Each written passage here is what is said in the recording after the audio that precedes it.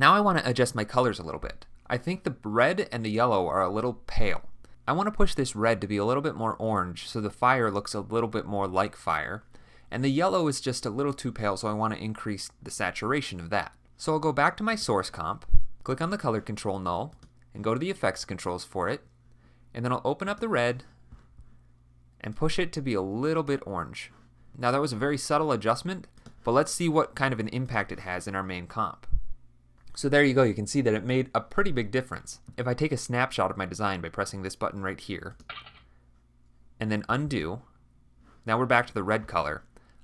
Now that I took a snapshot, I can click and hold on the Show Snapshot button to see the difference. When I let go, it goes back to my current view. This is a great way to compare adjustments. So I think I went a little too far orange, and it's still a little pale. So let me redo by pressing Command-Shift-Z or Control-Shift-Z on a PC.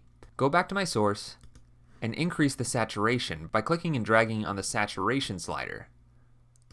Then I'll hit OK, and go back and see what it does. That's closer to what I want. Another thing I can do instead of switching back and forth between these comps to adjust the colors is come up right here to this little lock icon on the effects control. If I click on that, now this will stay in focus regardless of what comp I go into.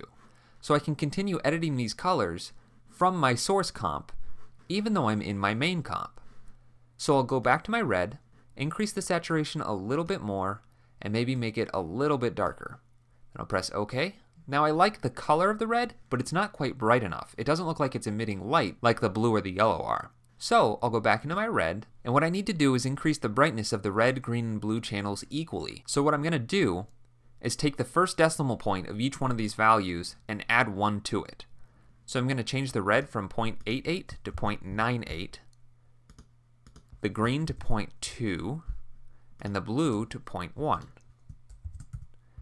That way I increased each one by a value of 0.1. Let's hit OK and see how it updates. And you can see that's a little bit brighter. But it's still not quite bright enough, so let's go back in and add 2 this time. So this will be 1.1, this will be 0.4, and this will be 0.3.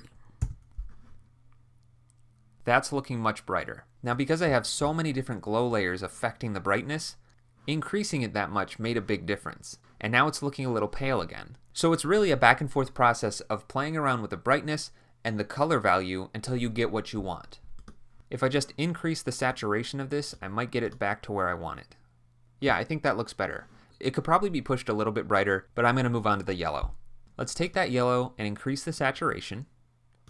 And that's looking a little green to me, so I'm going to bring the hue down a little bit and press OK. That looks better, but I think it can be even a little bit less green. Yeah, I like the way that those colors look. So that's how you can play around with the colors to get it looking the way that you want. And remember that if one of your colors isn't looking as bright as the others, pushing the red, green, and blue values beyond 1 is what's going to make it really look like it's illuminating. So I could push this even brighter to get a more dramatic look.